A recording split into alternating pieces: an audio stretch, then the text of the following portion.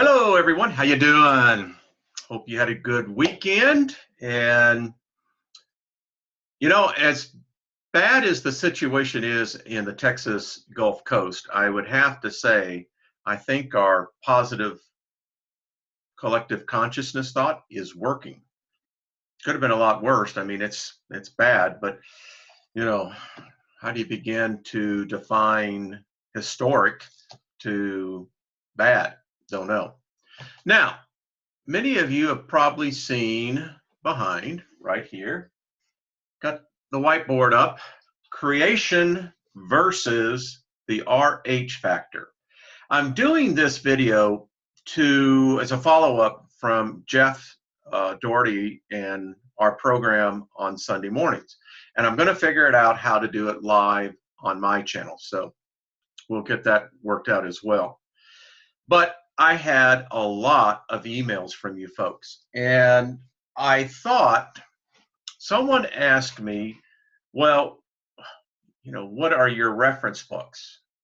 Yeah, lots of them. But for the purposes of this discussion, I just want to give you a little bit about what I go to reference. Now, this is the Septuagint with the Apocrypha. It's a great book. You can get it on Amazon. I like this because although I cannot read Greek, I can read some of the words fluently.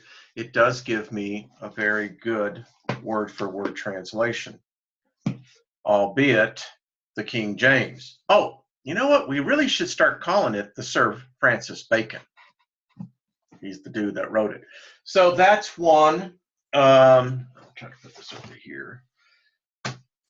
Another good book for serious students is this one by Philo on the creation of the cosmos according to Moses. Going to blow your freaking mind. Listen, we talked about yesterday that the Hebrews, which I don't even know if they even exist, they got their religion from Mesopotamia. And then they got a good dose of it with the 490 years in their little sojourn in Egypt. There is so much that as we, like myself, I never had a religion. My grandparents really didn't go to church. My mother had me baptized, stuck me out because my parents had divorced to get me baptized. And I can remember at the age of 8 reading the King James Bible, particularly the book of Matthew. Remember the red edition? And so all my life, I've had this desire to know the truth. More importantly, I think to know God. I mean, I do believe that that is the purpose of life. It's you. It's your journey. It's you on your discovery. So, good one here. Now, these are excellent, excellent reference books. I'm putting them up here because I'm not going to put the links. You can do that. There's so much. The term Judeo-Christianity no longer exists. It no longer applies. I don't even know if the term Christianity applies anymore. It's really what it's reverting back to is an amalgamation of many different religions. And the term you're going to hear more and more will be Christendom. And folks, there is just, for me to go through all the sacred books, I'm not going to do it. You have to do it. I've made my discovery. You have to make your own, but I'll help you. The second book to that is this one here. Again, this is volume 1. This is volume 2. And you can see that they're great references. I mean, you get more information than 99.9% of professing Christians. You'll understand how complicated the faith is and how many curves it will throw you. Another one for any student as well is the Nag Hammadi. Now, in this book here, I like this book. I read this book many times at night before I go to bed.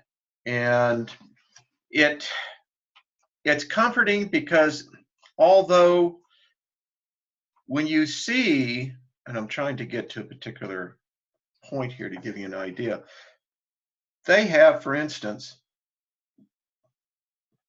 the Gospel of Judas, the book of Allegenes, and they have the book of truth and the holy book of the great invisible spirit. And again, great one. Now, I got a lot of my knowledge about the soul from here, which brings up the point. I've gotten a lot of emails, and I'll address this right now. People say, well, I thought the spirit and the soul were synonymous. No, they're not. They're really not. I wrote to a good friend, Alan, on this, and I'll tell you what I told him, that let's take the Genesis 6 story, which, by the way, give me 1 second.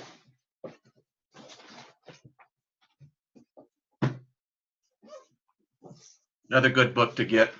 Gary's book is, I think, another essential to anyone's library. So let's talk about what a spirit is and what a soul is. All living things have a spirit. It's just what the creative force does. Now, not all spirits have souls. And we go to Genesis 6 to begin to do a reference, and then we go to the book of Enoch. So the alien incursion that took place in our race, right, that polluted our bloodline. Now, people don't look at the Nephilim and the fallen watchers, whatever you want to call them, they're aliens. They're not of this earth, so that makes you extraterrestrial. They came down, and the science to this, just on a genetic side, will blow your mind. And we're going to get more and more into this in our programs with Jeff and I on Sunday mornings. But for this case, let's just look at this. So there were offspring born. The legend reads that then there were giants, big giants. Now, what screws with your head is that when you read the book of Genesis, you think that you're reading maybe a couple hundred years, maybe 1,000. No, you're probably most likely reading millions of years. The fact is, no one knows for certain. But if you're going to look at a theory or an ideology, one could very well be supported for the longevity factor as opposed to the much more reduced timeline. In any case, as the story goes, their alien brothers, which is interpreted in religious theology, angels, went up to the Elohim, or God, let's say God, and said, hey, dude, you checking out what's going on down there? They screwed up big time, man. And we know the story, but according to the book of Enoch, what God said, you go back and you can tell those bastards that I didn't create them. And they got no part of me in them. And he says, furthermore, they, as they die off, the watchers will watch their offspring die, that they will become disemboweled spirits. not souls, spirits, to wander the earth for eternity and to torment man, the unseen enemy. So it clearly states in that particular case that that spark of life is the spirit, but they were never endowed with a soul. Now that can lead us on to a lot of other things, but do your own research. Find out your own answers. That's what I came up with. Now, let's talk about creation versus the RH factor. Here's why the creation story is nothing but a story. Has no foundation in reality. Because if we say it does, then we've got a problem here, folks, and that is, how did the rhesus gene, hemoglobin, get into our bloodline? Furthermore, I recommend another book. It's a good read, excellent, quick one. Robert Seffer, get this. It will begin to open your eyes, folks, because I'll tell you why we have a problem here. It's impossible to have both a negative and positive in the same bloodline, the same species. And then on top of that, in you and in me, we've got a whole bunch of the Homos erectus, Neanderthal, Cro-Magnon, and it goes on in us. Now, if you just stop and think about this, how can that come from a single creation event? And even if you factor in and you say, well, Wayne, the reptilians, who we call the devil, Satan, he impregnated Eve. Well, that's still an alien incursion. But what you're saying there is then, okay, that would split a potential genealogy, right? Going down to the Human Genome Project. This is what Robert's book is about. That, and then how did all these other versions of us get in us? And then you have that 6-7% of what they termed originally dirty DNA that has no relevancy to anything here on Earth. So explain to me how this started from Adam and Eve. And to all my Christian friends who are seeking your Christian Bible, right? They removed Lilith. And Lilith was before Eve. Now explain that. But it gets back to this one point, creations versus the RH factor. So how do you explain it? Other than there had to have been either multiple incursions from multiple species that interbreeded with our species, and or there have been multiple versions of humanids,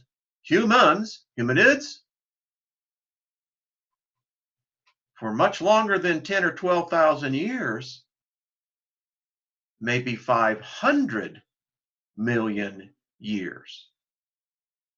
Because here's the problem, and we got a problem. The record shows in us, not fossil record, not geological record, not any of that, in us, which is the best record. We, what we're made of, makes the creation story a fallacy. It just is. And if you're saying the cellular record is wrong, well, then I don't even know where your head is at. Because if you question what your cellular makeup is, the genome, you can't deny that. And religion, other ideologies, dogmas, all have a problem with this. How does your religion address this conundrum? And it gets stranger. We're finding out that not only when we thought we had cracked the code, lo and behold, what we have found is that each level, the amount of information stored, the genetic code, exceeds thousands of Library of Congresses. And as we continue to peel back the layers to get ever deeper, we're finding more and more vast amounts of data. It would appear on that basis that maybe humanity, why we're assaulted all the time by these so-called gods, why we've been held prisoner in these mind melds, is that maybe way back before the beginning,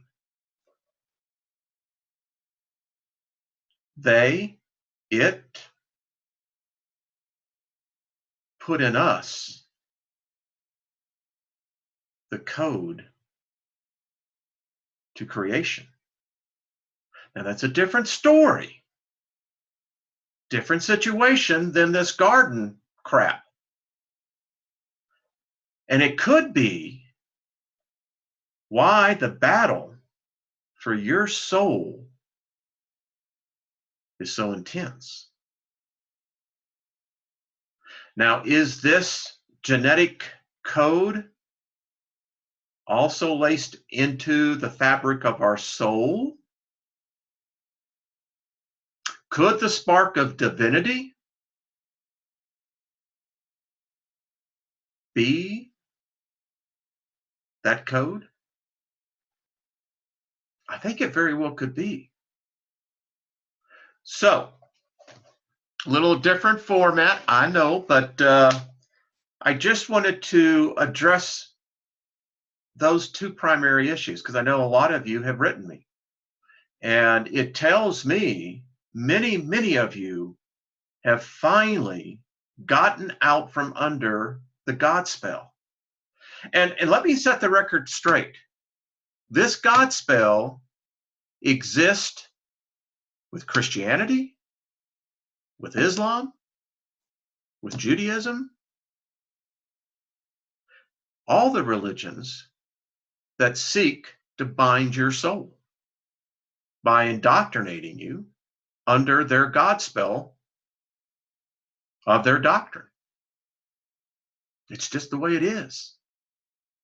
And when obviously a lot of you are starting to see what I did. Yeah, it's amazing once you get through what I call the reconstruction period, because the fact is the core is going to collapse. You're going to suffer cognitive dissonance, cognitive disassociation, cognitive get me the hell out of here. Your emotions are going to absolutely be that terror, that flight that I had to take from San Francisco to Washington, D.C. with the little demon on the plane. That's what your emotions are going to feel like. And you're going to question yourself. Your loved ones are going to question you. Many of you already know this. But once you get out from underneath it, you can begin to think straight. You can look at things from the objective of soul, of you. And when that happens, a most marvelous release happens. So we're going to continue. Listen, I know those are a lot of books, but some of you seem to be really serious, and so I'm helping you how I got where I am at. And this is just a small portion, because the thing that you have to understand is that the indoctrination for all of us is thorough. And as I was telling my wife the other day, I said, sometimes stains take a little longer to get out. And it's true. You know, I can quote the Bible. And many of the scriptures that I can quote, I'm beginning to see that, wait a minute. Maybe who was really putting this together were leaving clues. And in fact, that's how the Hebrews wrote. In fact, that's how many of the ancient cultures wrote. You and I would be considered laymen. Laymen did not get the secrets. And for those laymen that do seek to get those secrets, prepare to get your butt kicked. And I'm speaking from experience, but it's out there. It is. And it can be obtained. There is a knowledge that's been passed down. And so get back to my point. It's a great scripture in the book of Isaiah where God says, come and argue your case before me. Let us reason with one another and remind me of your merits. Well, when I read that decades ago, I interpreted it that gave me full permission to go before God and say, hey, obviously your memory's a little short here. I'm going to remind you about me, Robert Wayne Steiger. I am a sentient being, conscious being, intelligent being, and I have the spark of divinity in me. Little did I know that that was the right approach. You have to be bold about who you are. You cannot be timid these days. Timidity has no place in this time. We are in the transition of ages here. And the reason why some of you feel the pull so strong, good reason for that. It's how it always happens. There's a calling out. And it's something that can't be taught, can't be given. I don't know what it is, but yeah, I do. But we'll save that for another show. All right, good people. I hope this helped with some of an explanation. Let me know if you like these kind of formats and these type of shows. I'll even take them live if that's the case. All right, folks, we'll talk soon. The facts.